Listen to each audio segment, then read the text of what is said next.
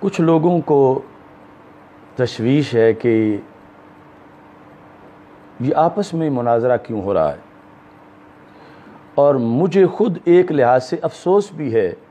جو مناظرہ ہم نے غیروں سے کرنا تھا، افسوس یہ ہے کہ وہ اپنوں سے کرنا پڑ گیا۔ اور ابھی میں آپ کو ایک دیوبندی مناظر کی ریکارڈنگ سنانا چاہتا ہوں تاکہ ان لوگوں کی بھی آنکھیں کھلیں جو کہتے ہیں کہ چونکہ مسلک کا معاملہ ہے، دیوبندی کیا کہیں گے، وہابی کیا کہیں گے، لوگ کیا کہیں گے۔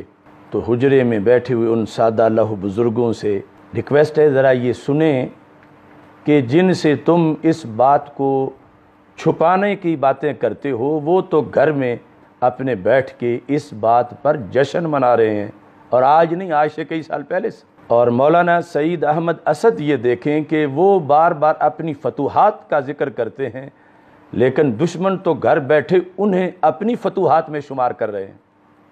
تو ان کی فتوحات کا کیا بنا کہ جن کو دشمن اپنی فتوحات کا حصہ بتا رہے ہیں۔ میں نے شاہ محمد اختر رضا کانفرنس کے اندر جہاں سے یہ بات شروع ہوئی، مولانا محمد سعید احمد اسعد کی ایک بات پر اپنے جذبات کا قرآن و سنت کی روشنی میں اظہار کیا۔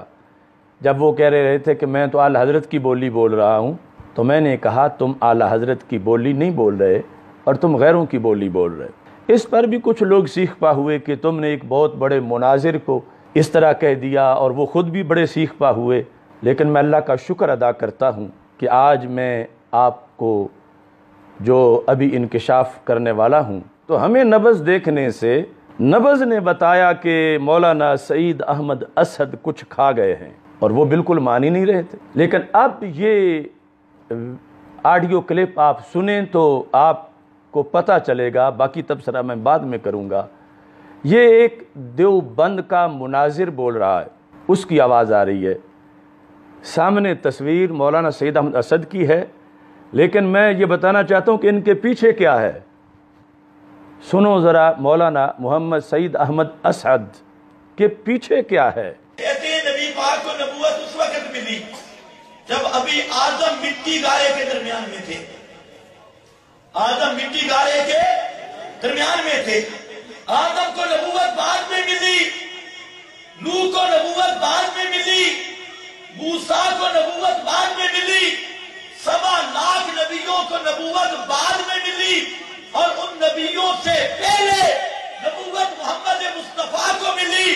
میں پوچھنا چاہتا ہوں، اگر سب سے پہلے آپ کو نبوت ملی تو ختم نبوت کا کیا ماننا؟ پھر تو آپ پہلے نبی ہوئے، آخری نبی کیسے بن گئے؟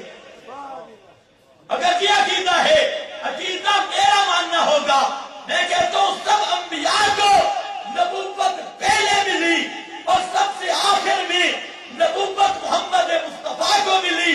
اور جب محمد مصطفیٰ کو نبوت مل گئی، لا ينبأ أحد بعدہ، آپ کے بعد اب نیا نبی بن کوئی نہیں سکتا۔ قادیانی نے کہا ایک نبی میں بعد میں آیا، میں بعد میں آیا۔ انہوں نے کہا ایک کا اگر مانے تو وہ تو ہے ختم نبوت کا منکر، اور جو 7 لاکھ بعد میں مانے وہ ختم نبوت پر دھرنا دے رہا ہے۔ آج سے 10 سال پہلے ہماری تقریریں موجود ہیں، یہ مسئلہ اللہ کے فضل سے میں نے چلایا تھا۔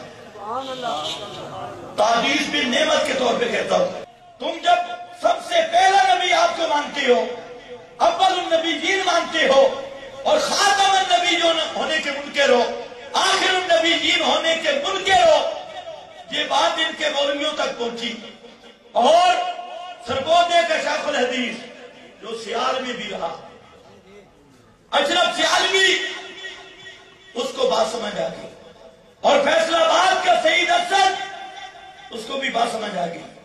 انہوں نے کہا یار بات تو واقعی گئی، بات تو صحیح کہتا ہے کہ ہم تو آخری نبی نہیں مانتے۔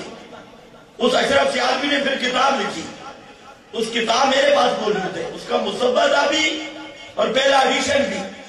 اس نے لکھا کہ نبی کریم صلی اللہ علیہ وسلم کو نبوت 40 سال کی عمر میں ملی، 40 سال کی عمر میں۔ وہ سعید اسد اور اشرف سیالوی، انہوں نے کہا دوسرے مانتے ہو نا تم ختم نبوت کے منکر ہو. یہ ان کا فتویٰ ہے صرف سیالوی کمپنی کا. اور سید اسد بریلوی اس کی تو اب تقریر بھی آ گئی. وہ کہتے ہیں کہ رضوی یہ ختم نبوت کا منکر ہے. پہلے میں کہتا تھا، کچھ مولوی ناراض ہوتے تھے. یہ اللہ کے فضل سے تحدیث بن نعمت کے طور پہ کہہ رہا ہوں کہ یہ مسئلہ میں نے شروع کیا. آج بریلویت 2 حصوں میں تقسیم ہو گئی. میں نے کہا مولویوں، باقی جب آپ کو نبوت اس وقت مل گئی تھی، اس کا مطلب یہ ہوا کہ 7 لاکھ نبی کو نبوت آپ کے بعد ملی ہے. بتاؤ ختم نبوت کا کیا معنی ہے؟ کہ پکاریں، کہتا ہے کہ ہم ختم نبوت کے لیے بیٹھے ہیں. میں نے کہا تو کیا لگتا ہے ختم نبوت کا؟ اور پورے چیلنج سے کہتا ہوں کسی بریلوی کا ختم نبوت پہ ایمان ہو سکتا ہی نہیں ہے. کسی میں ہمت بات کر کے دیکھے. پہلے میں کہتا تھا، کچھ مولوی ناراض ہوتے تھے. یہ اللہ کے فضل سے تحدیث بن نعمت کے طور پہ کہہ رہا ہوں کہ یہ مسئلہ میں نے شروع کیا. اور آج سے 10 سال پہلے میں نے ان کو چیلنج دیا کہ تمہارا ختم نبوت پہ ایمان نہیں. آج بریلویت 2 حصوں میں تقسیم ہو گئی.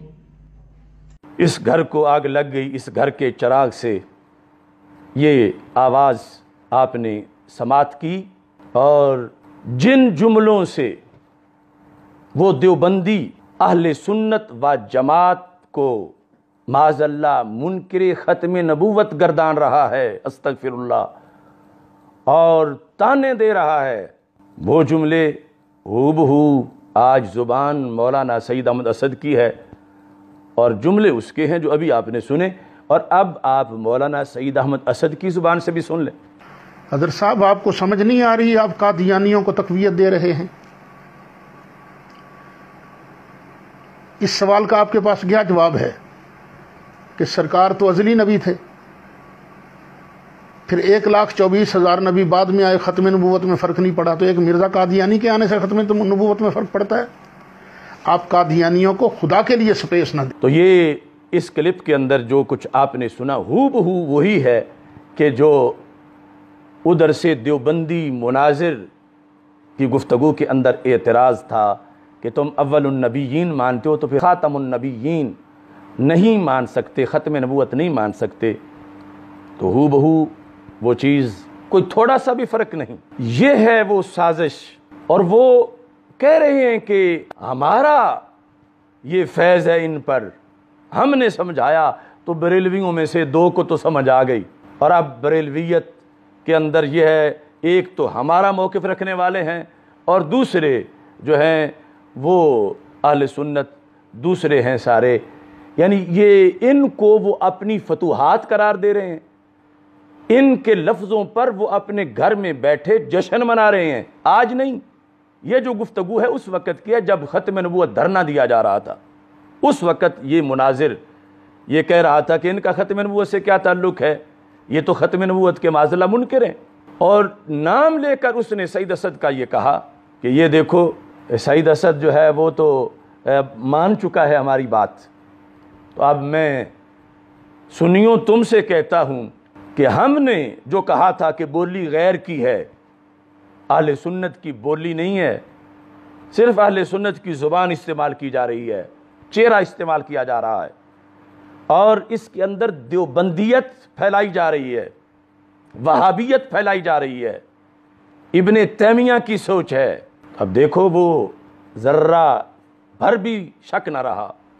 اور بالکل وہ بندہ تو ایک جلسے میں نہیں کئی جلسوں میں اس کی یہ تقریریں موجود ہیں اور وہ کہہ رہا ہے. اور یقیناً ان کو یہ سوچنا چاہیے تھا اس مسئلے پر. وہ ان کا ملاقاتی بھی ہے، اس کی ان سے ملاقات بھی ثابت ہے، کیونکہ ان کو یہ جو براڈ مائنڈڈ ہونے کا شرف حاصل ہے، لہٰذا یہ مناظرہ ہم نے کرنا ان سے تھا. اور وہ اپنی سازش میں کتنے کامیاب ہوئے کہ انہوں نے ہمارے سامنے ہمارا بندہ ہی کھڑا کر دیا تاکہ وہ ادب احترام میں اور مسلک کے لحاظ سے اس میں چشم پوشی کر جائیں گے اور ہم اپنا عقیدہ آگے پھیلاتے چلے جائیں گے اور یہ مسئلہ اس طرح ہمارا ان کے اندر رچ بس جائے گا. تو اس بنیاد پر اس سازش کے سامنے اللہ کے فضل سے ہم ڈٹ کے کھڑے ہیں اور انشاءاللہ 1 اگست کو یہ سازش دم توڑ جائے گی، اور لہٰذا اکابرین بھی یہ ریکارڈنگ سن کے ضرور غور کریں کہ کیا ہو رہا ہے، کیوں ہو رہا ہے۔ اکابرین کا بھی فرض